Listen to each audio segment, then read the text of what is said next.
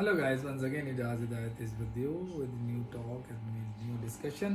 तो शिंदा, how are you? तो आज का क्या टॉपिक क्या वेरी आज का टॉपिक ये है कि आपके एक फॉलोवर हैं आकाश यादव। आकाश यादव भाई, आकाश यादव देखें, आज हमने आपका नाम भी ले लिया है। उनकी रिक्वेस्ट थी कि मेरा नाम भी लें और उनके क्वेश्चंस भी थे। उनके 2-3 सवाल हैं।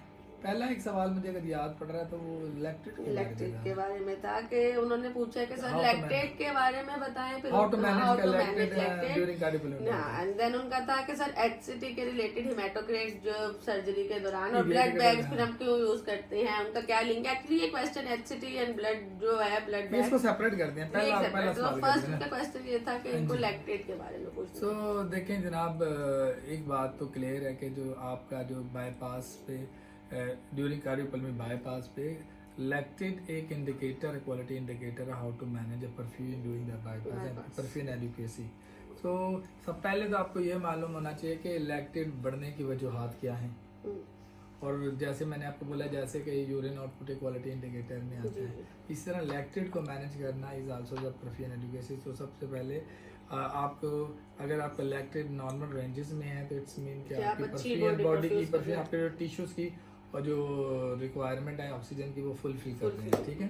और अगर आपका लैक्टेट बढ़ रहा है तो इसका मतलब है कि आपकी बॉडी की जो पेरिफ्रीज जो है ना वो परफ्यूज नहीं कर पा रहे, और इसका मतलब है कि और इसकी मुख्तलिफ वजूहात होती हैं। तो how to manage the lactate during the cardiopulmonary bypass question तो ये है। उसमें सबसे पहले तो ये है कि you have to maintain your flow of the patient. अब इसमें दो चीजें होती हैं, फ्लो और प्रेशर। कुछ लोग क्या करते हैं कि एक्सेसिव जो है ना वेजो कंस्ट्रक्शन देते हैं और प्रेशर को सर्जन के डर से 60-70 रखते हैं और जो फ्लो बॉडी को ऑक्सीजन वो रिड्यूस करते हैं। तो ये सबसे बड़ा एक तो अलमिया होता है, ड्रॉबैक होता है आपका लैक्टेट बढ़ जाने का, कि आपकी बॉडी को ऑक्सीजन हम मुहैया ही नहीं कर पा रहे उसके टिश्यूज को, क्योंकि हम कम फ्लो दे रहे हैं, प्रेशर बढ़ाया हुआ है, उसके वेसल्स को वेजो कंस्ट्रिक्ट कर देते हैं। तो टिश्यू की जो पेरिफेरीज की जो परफ्यूजन है वो कॉम्प्रोमाइज होती है। एक तो ये वजूहात होती है सबसे बड़ी वजह, जो एज ए परफ्यूजन सबसे बड़ी वजूहात जो है ना लैक्टेट बढ़ने की, आपकी perfusion of the body. Number 2, ऐसे वो पेशेंट्स जिनमें हम टोटल सर्कुलेटरी अरेस्ट करते हैं, टीसीए करते हैं ना, टीसीए कर देते हैं, लो हाइपोथर्मिया कर देते हैं, लो फ्लो के साथ करते हैं, तो उसमें एक चांसेस होता है कि आपका लैक्टेट बढ़ सकता है, पेशेंट एसिडोटिक में चला जाता है, क्योंकि आपकी बॉडी की परफ्यूजन स्टॉप है, सर्कुलेशन स्टॉप है। आपको पता है ना कि 1 डिग्री टेम्परेचर डिक्रीज मतलब कि 7% ऑक्सीजन कंजम्पशन डिक्रीज हो जाती है। इसी तरह जो आपकी cross clamp long bypass is also. मैं आपको ये कहने वाली थी कि जो वेलुलर केसेस होते हैं उनके अंदर आपकी बाकी चीजें तो मेंटेन होती हैं, कभी कभी आपका लैक्टेट हाई हो जाता है। यस, वो इसी वजह से ना आपका लॉन्ग बाईपास है। और जो आपका long bypass is also one the indicator आपका लैक्टेट बढ़ने का। आपका हाइपोपरफ्यूजन ऑफ द बॉडी, यानी कि आपका pump flow is reduced not maintain, तो वो एक वजह है आपका लैक्टेट इंक्रीज होने की।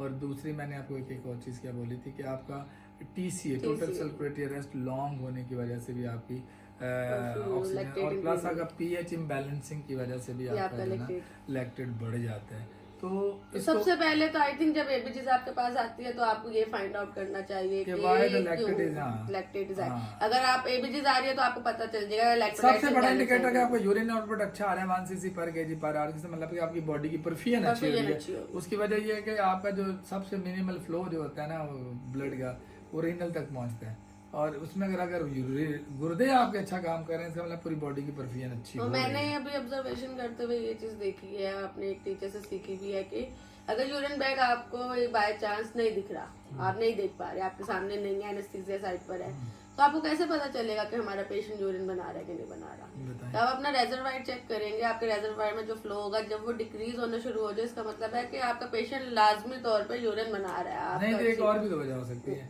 अब आपके मरीज को उन्होंने डायलेटर दे दिए तो हाँ, ये चांसेस है हम जोड़ दें, तो हम उसको जोड़ नहीं सकते, मगर अगर आपको तो डैडी वो तो फिर आप क्रॉस चेक भी तो आप एनेस्थीसिया साइड से करेंगे ना। अगर आप मेरा मतलब ये है कि इसका मतलब है कि अगर आपका वॉल्यूम रिड्यूस हो रहा है आपके रिजर्वोयर में, इसका मतलब है कि पेशेंट अच्छा परफ्यूज हो रहा है। मगर ये है कि अब आप इस चांस पे बैठे हैं कि बहुत अच्छा परफ्यूज हो रहा है, आप देख भी नहीं रहे, तो ये तो अब आपका काम क्रॉस चेक करना भी है ना। आप पूछ सकते हैं दूसरी साइड से कि परफ्यूज हो रहा है कि नहीं हो रहा। अगर यूरिन आउटपुट नहीं आ रहा है इसका मतलब ये है कि बॉडी के अंदर कहीं कैविटी में ब्लड जो है जमा हो रहा है या पेशेंट को एडीमा हो रहा है, तो फिर उसके लिए फिर तो आप वैसे मैं एक और भी चीज़ ऐड करूँ लैक्टेट से रिलेटेड। कभी भी आप देखना जो ECPR के मरीज होते हैं, कार्डियोजेनिक शॉक के मरीज हो जिनको रेस्ट पीरियड बढ़ जाता है, CPR हो रहा होता है, तो उनका लैक्टेट बढ़ जाता है क्योंकि वो हार्ट इजेक्ट नहीं कर पा रहा होता है, परफ्यूजन बॉडी की नहीं दे रहा होता, तो टिश्यूज को ऑक्सीजन की कमी काफ़ी अर्सा 30-40 मिनट तक प्रॉपर ऑक्सीजनेशन नहीं मिलती, उससे मरीज का लैक्टेट बढ़ जाते हैं। अब लैक्टेट को दुरुस्त करने के 2-3 तरीके होते हैं। नंबर ये है कि लैक्टेट को दुरुस्त करने का ये भी है कि आपका कभी एक्सेसिव वॉल्यूम बॉडी में टिश्यूज में है तो जिसमें आपकी टिश्यू की ऑक्सीजनेशन हो नहीं पा रही होती, एक्सेसिव थर्ड स्पेस में आपका वॉल्यूम चला जाता है, उसमें फिर आप उसको क्या करते हैं CRT जैसे डायलिसिस करते हैं। इस तरह पंप के ऊपर यूरिन आउटपुट नहीं आ रहा तो आप डायलाइजर्स लगाते हैं और उसके जो वो एक्सेसिव वॉल्यूम है थर्ड स्पेस का उसको निकालते हैं ताकि टिश्यू में जो एडीमा हुआ होता है उसको कम किया जाता है। और उसमें मैनिटोल भी डालते हैं, तो फ्यूरोसेमाइड भी कभी करनी पड़ती है, तो उससे आपका जो लैक्टेट है नॉर्मल रेंजेस में आ जाता है। तो यादेव, आकाश यादव, आपने आपका नाम ले लिया है और आज आपके टॉपिक को जो आपने पहला क्वेश्चन किया था related to lactate, try to explain to you, और कोशिश किया है इस पर बात करें।